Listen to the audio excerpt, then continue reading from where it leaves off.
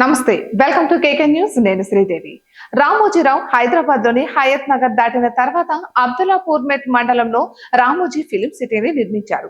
Film city అసలు విస్తీర్ణం ఎంతవరకు ఎవరికి తెలియదంటే అది ఎంత పెద్దదో అర్థం చేసుకోవచ్చు.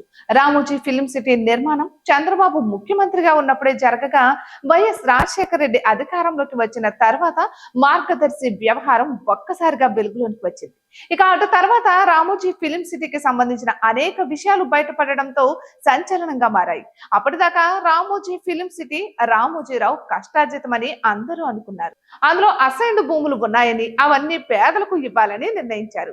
అయితే ఇంతలోనే హెలికాప్టర్ ప్రమాదం చోటు చేసుకోవడంతో వైఎస్ రాజశేఖర రెడ్డి కన్నుమూశారు. ఇక అటు తర్వాత రామోజీ ఫిలిం సిటీ భూములకు సంబంధించిన అసలు విషయం వెలుగులోనికి రాలేదు. కేసీఆర్ తెలంగాణ ఉద్యమంలో రామోజీ ఫిలిం సిటీని 1000 నాగాలతో దున్నుతానని అన్నారు. కానీ ముఖ్యమంత్రి అయిన తర్వాత రామోజీ ఫిలిం సిటీ వైపు కన్నెత్తి కూడా చూడలేదు. రామోజీరావు వృద్ధుడు కాబట్టి, ఆయన అనారోగ్యంతో ఉన్నారు కాబట్టి అరెస్టు చేయించలేదని వ్యాఖ్యానించారు. అంటే రామోజీరావు అక్రమాలు చేసినప్పటికీ కేసీఆర్ సైలెంట్ గా ఉన్నారని కేటీఆర్ పరోక్షంగా వ్యాఖ్యానించారు. ఇక ఇప్పుడు ఏపీలో జగన్ ప్రభుత్వం అధికారంలోకి లేకపోయినప్పటికీ రామోజీ ఫిలిం సిటీ వ్యవహారం ఒక్కసారిగా వెలుగులోనికి వచ్చింది. అలానే రేవంత్ రెడ్డి ప్రభుత్వం రామోజీ ఫిలిం సిటీపై చర్యలు తీసుకుంటుందని కాదు, రామోజీ ఫిలిం సిటీలో నిరుపేదలకు ఇండ్ల స్థలాలకు కేటాయించిన భూములను యాజమాన్యం కబ్జా చేసిందని సిపిఎం ఆరోపించింది. ఇక రంగారెడ్డి జిల్లా ఇబ్రహీంపట్నం మండలం నాగన్పల్లిలో రామోజీ ఫిలిం సిటీ వద్ద ఆర్ఎఫ్సి ఇండ్ల పోరాట సమితి ఆధ్వర్యంలో ఫిలిం సిటీ ముట్టడి కార్యక్రమం నిర్వహించారు. అయితే వారిని గేటు వద్ద పోలీసులు అడ్డుకున్నారు. ఇక దీంతో సిపిఎం నాయకులు, రామోజీ ఫిలిం సిటీ ఇండ్ల స్థలాల పోరాట సమితి నాయకులు పోలీసులను తోసుకుంటూ రామోజీ ఫిలిం సిటీ గేటు దూకి లోపలికి వెళ్లారు.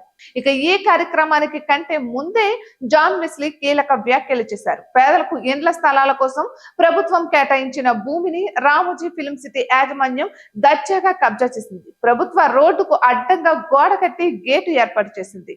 వైఎస్ రాజశేఖర రెడ్డి ముఖ్యమంత్రిగా ఉన్నప్పుడు 2007లో నాగన్పల్లిలో సర్వే నంబర్లు 203, 189లో 20.4 ఎకరాలను 577 మంది పేదలకు ఇండ్ల స్థలాలుగా ఇచ్చారు. అక్కడికి వెళ్లే ప్రభుత్వ రోడ్లకు గేటు కూడా ఏర్పాటు చేసింది.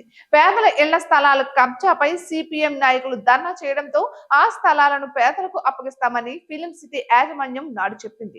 ఒకవేళ ఇక్కడ కాకుండా మరొక చోట భూమి పరుగులు చేసి ప్రభుత్వ నిబంధనల ప్రకారం లేఅవుట్ గా నిర్మించి అందిస్తామని లిఖిత పూర్వకంగా కలెక్టర్ కు రామోజీ ఫిలిం సిటీ యాజమాన్యం హామీ ఇచ్చింది. అయితే దీనిపై రామోజీ ఫిలిం సిటీ యాజమాన్యం ఇంతవరకు స్పందించలేదు. ఇక మిగతా మీడియా సంస్థల్లో దీనికి సంబంధించి వార్తలు కూడా పెద్దగా ప్రసారం కాలేదు. ఇటువంటి మరెన్నో వీడియోస్ కోసం కేకే న్యూస్ తెలుగు ఛానల్ ని సబ్స్క్రైబ్ చేసుకోండి.